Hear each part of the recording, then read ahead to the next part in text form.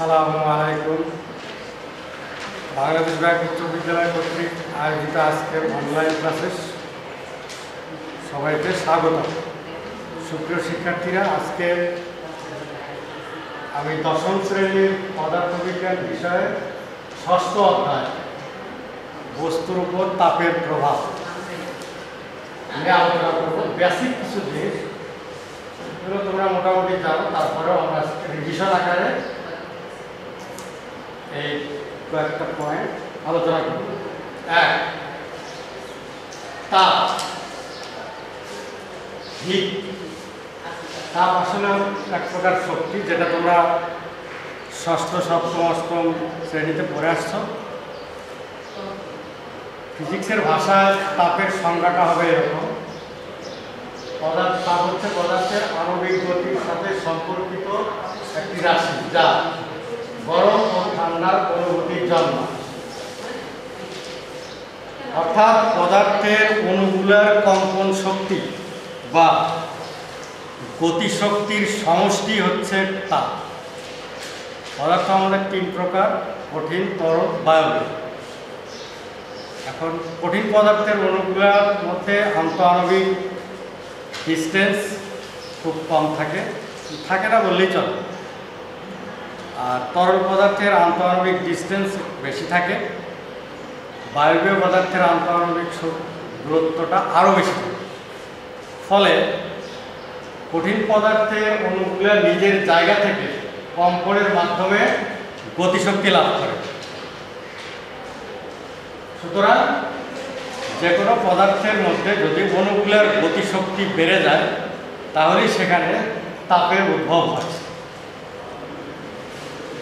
তাপের এসআই একক হচ্ছে জুল। আন্তর্জাতিক পদ্ধতিতে তাপের একক জুল। এরপরে আসে আমরা তাপমাত্রা, টেম্পারেচার। দুটো ভিন্ন অবস্থার বস্তু। আমরা ধরে নিই একটা গরম এক গ্লাস পানি আর এক গ্লাস নর্মাল পানি, ঠান্ডা পানি। এই দুটো বস্তুকে, পানি, দুই গ্লাসের পানিকে যদি আমরা একটা পাত্রে দুটা ঢেলে মিক্সড করি, তাহলে এই দুটো বস্তুর মধ্যে তাপের আদান প্রদান হবে। এই তাপের আদান প্রদান কোন বস্তু থেকে কোন বস্তুতে যাবে এটা নির্ধারণ করবে যে অবস্থা, দ্যাট ইজ কল্ড টেম্পারেচার বা তাপমাত্রা। অর্থাৎ দুটি বস্তুকে তাপীয় সংস্পর্শে আনলে যে তাপীয় অবস্থা দুটি বস্তুর মধ্যে তাপের আদান প্রদান নির্ধারণ করে তাকে তাপমাত্রা বলে। এই তাপমাত্রা ধর্মটা হচ্ছে বেশি গরম বস্তু থেকে ঠান্ডা বস্তুর দিকে ধাবিত হওয়া। তাপমাত্রার এসআই একক হচ্ছে কেলভিন। এর আরো দুটো একক আছে, সেটা পরিমাপের একক আছে, সেটা হচ্ছে সেলসিয়াস অ্যান্ড ফারেনহাইট। এরপর আমরা আলোচনা করব পানির ত্রৈধ বিন্দু, ট্রিপল পয়েন্ট অফ ওয়াটার। পানির ত্রৈধ, ত্রৈধ মানে তিন, ট্রিপল পয়েন্ট। পানির তিনটা অবস্থা: একটা হচ্ছে বরফ, পানি, জলীয় বাষ্প। এই তিনটা অবস্থা একটা নির্দিষ্ট চাপে ও তাপমাত্রায়, এই তিনটি অবস্থা একই সময়ে বিদ্যমান থাকে। সেই তাপমাত্রাটা হচ্ছে সেলসিয়াস স্কেলে আমরা 0 ডিগ্রি, আর কেলভিন স্কেলে হচ্ছে 273।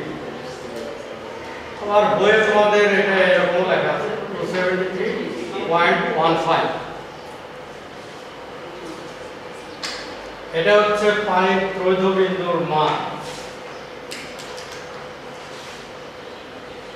এখন 1 কেলভিন, এই যে 273.15 অথবা 273 বলতে পারো, এই 273 ভাগের 1 ভাগকে বলবো আমরা 1 কেলভিন। 1/273 ভাগকে বলে 1 কেলভিন। এরপরে আমরা তাপমাত্রা বৃদ্ধিতে পদার্থের প্রসারণ কেমন ঘটে। কঠিন পদার্থের প্রসারণটা সব দিকেই ঘটে, দৈর্ঘ্য, প্রস্থচ্ছেদের ক্ষেত্রফল বা ক্ষেত্রফল, আয়তন। তরল পদার্থের শুধু আয়তন প্রসারণ ঘটে, যেহেতু তরলকে কোনো পাত্রে রেখে তাপ দিতে হয়, দিয়ে তারপরে তার প্রসারণ আমরা পর্যবেক্ষণ করি। বায়বীয় পদার্থের ক্ষেত্রেও তাই, এখানেও শুধু আয়তন প্রসারণ। আর প্রসারণটা কার কেমন হবে? কঠিন পদার্থের যেহেতু ইন্টারমলিকুলার ডিস্টেন্সটা কম এবং ইন্টারমলিকুলার এনার্জিটা বেশি, আন্তঃআণবিক শক্তিটা বেশি কঠিন পদার্থের, তাই কঠিন পদার্থকে তাপ দিয়ে তাপমাত্রা বাড়ালে প্রসারণটা খুব কম হবে। আবার তরল পদার্থের যেহেতু আন্তঃআণবিক দূরত্বটা বেশি থাকে, কঠিন পদার্থের চেয়ে একটু দূরে দূরে থাকে, সেক্ষেত্রে তাপ দিয়ে তাপমাত্রা বাড়ালে প্রসারণটা কঠিন পদার্থের চেয়ে বেশি হবে। অর্থাৎ তরল পদার্থের অণুগুলোর ছোটাছুটি বা গতিশক্তি বাড়বে কার চেয়ে? কঠিন পদার্থের চেয়ে। এরপরে আসে আমরা বায়বীয় পদার্থের প্রসারণ। বায়বীয় পদার্থের আন্তঃআণবিক দূরত্ব অণুগুলা আরও বেশি থাকে, দূরে দূরে থাকে ছাড়া, সেক্ষেত্রে তাপমাত্রা বৃদ্ধি করলে বায়বীয় পদার্থের প্রসারণ সবচাইতে বেশি হবে। এখন এই তাপমাত্রা পরিমাপের জন্য আমাদের বইয়ে 3টা স্কেলের নাম দেওয়া আছে। একটা হচ্ছে সেলসিয়াস স্কেল, একটা ফারেনহাইট স্কেল, একটা কেলভিন স্কেল। এই 3টা স্কেলের মধ্যে একটা সম্পর্ক আছে। সেলসিয়াস সি, ফারেনহাইটের এফ,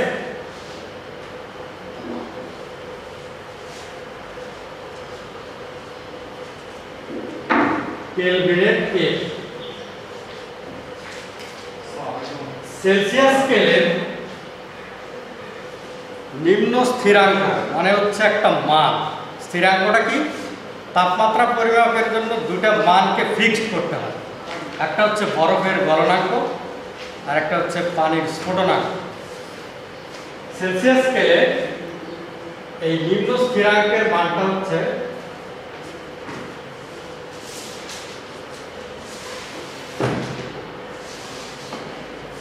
0 ডিগ্রি, আর ঊর্ধ্ব স্থিরাঙ্ক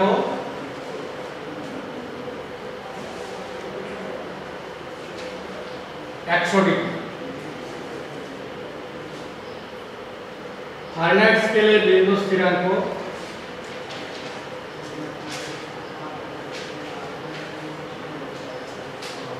32 ডিগ্রি।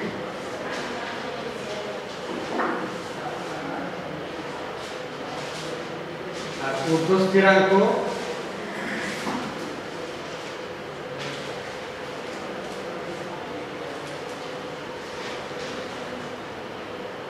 212 ডিগ্রি।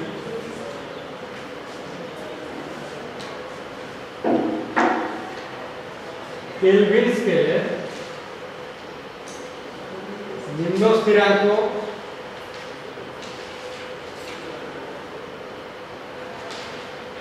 273 ডিগ্রি, আর ঊর্ধ্ব স্থিরাঙ্ক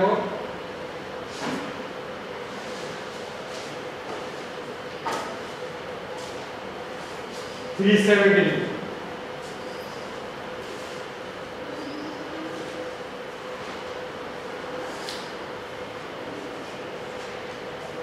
এখন আমরা এই 3টা স্কেলের মধ্যে একটা রিলেশন বের করে দেখাবো।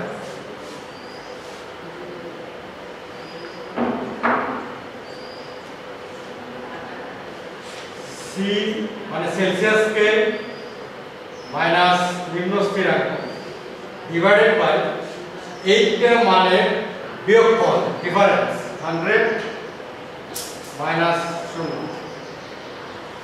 ফারেনহাইট স্কেলে এফ মাইনাস নিম্ন স্থিরাঙ্ক 32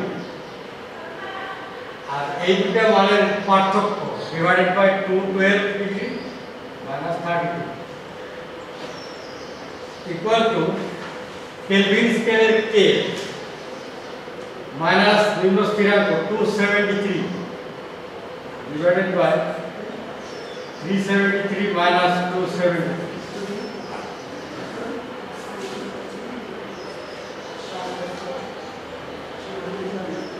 C divided by 100 F minus 32 divided by 180 equal to K divided by 100 এখন হরগুলোকে যদি আমরা লঘিষ্ঠ আকারে প্রকাশ করি তাহলে C divided by 5 F minus 32 divided by 9 K minus 273 divided by 5 this is relation between C F and K এখন এখান থেকে তিনটা সূত্র আলাদা আলাদা করে লেখা যাবে প্রথমে এক নাম্বার C/5 আমরা তিন সূত্র ব্যবহার করে একই টাইমে অঙ্ক বা সলিউশন বের করতে পারবো যে কোনো দুইটা লিখা হবে F minus 32 divided by 9 দুই number F minus 32 divided by 9 equal to K minus 273 divided by 5 তিন number C divided by 5 K minus 273 divided by 5 এটাকে যদি আমরা আরো সহজ করে লিখি C equal to K minus 273 বা K equal to C plus 273 অর্থাৎ সেলসিয়াস স্কেলে যে মানটা পাওয়া যাবে তার সাথে 273 যোগ করলে পাওয়া যাবে কেলভিন স্কেলে মান অর্থাৎ যদি আমরা কোনো বস্তুর তাপমাত্রা সেলসিয়াস স্কেলে 30 ডিগ্রি পেলাম কেলভিন স্কেলে হবে 30 প্লাস 273 এইভাবে আমরা তিনটা সূত্র আলাদা আলাদা করে লিখে তাপমাত্রার যে কোনো স্কেলের মানকে অন্য স্কেলে কনভার্ট করতে পারব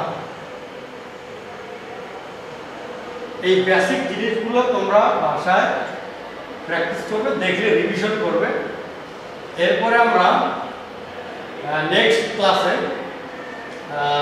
পরবর্তীতে স্কেল তিনটার যে সম্পর্ক আমরা কিছু অঙ্ক সলিউশন করাবো অনুধাবনমূলক একটা প্রশ্ন তোমরা প্র্যাকটিস করবে ভাষা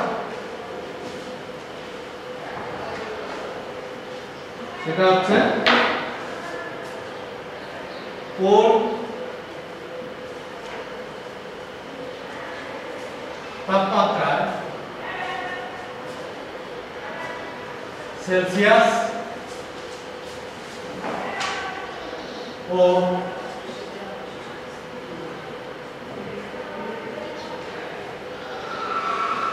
ফারেনহাইট স্কেলে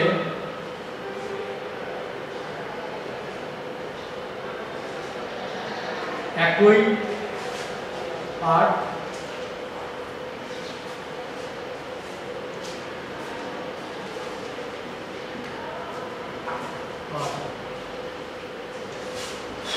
এই প্রশ্নটা তোমরা বাসায় প্র্যাকটিস করবে যদি পারো তাহলে করবে না পারলে পরবর্তী ক্লাসে আমরা সলিউশন করে দেব আজকে এই পর্যন্তই তোমরা সবাই ভালো থাকো সুস্থ থাকো